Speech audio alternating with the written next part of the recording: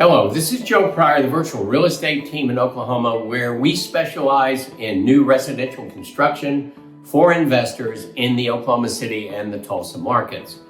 I want to talk about a thing called days on market because it's underrated and overrated probably at the same time. So, in the past, when I first started real estate when the world was young, 36 years ago, typically we thought of a buyer's market, seller's market, the kind of the point where it's equal is 6 months.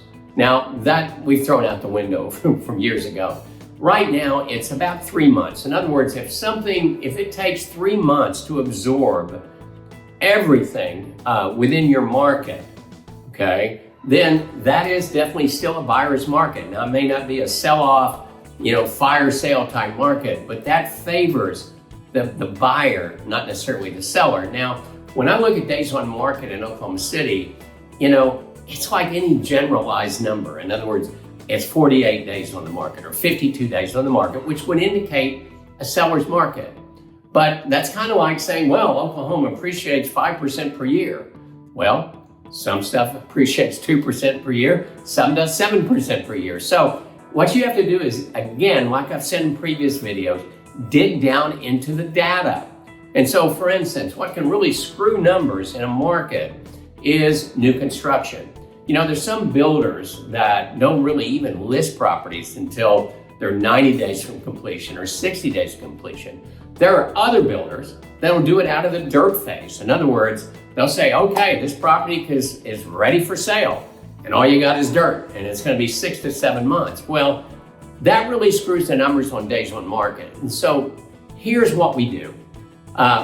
First of all, we're going to separate new construction from existing construction. The second thing we're going to do is we're not going to do an overanalyzed general market. So let's say we take the Mustang suburb, and let's say we're talking about new construction, and you want to know what the absorption rate is, and if it's a buyer seller's market at $250,000. Well, we're not going to go, like 150 to 600. We're going to stay probably around 20% plus or minus.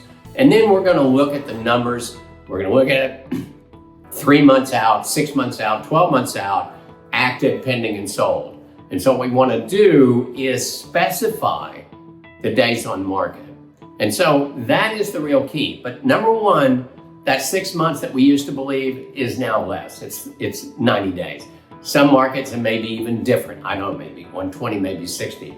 For us here, if something's on the market for 90 days, there's something really wrong with the price or with the property itself. So what we want you to know is we do the numbers just like we do on supply and demand on how many properties and what kind of properties we sell anywhere in the metro areas.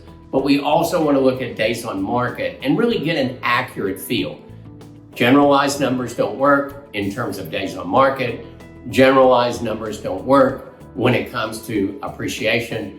We've got to look a little narrower in our focus so that the kind of property that you're buying is going to appreciate in a particular way and has a particular days on market that we can trust.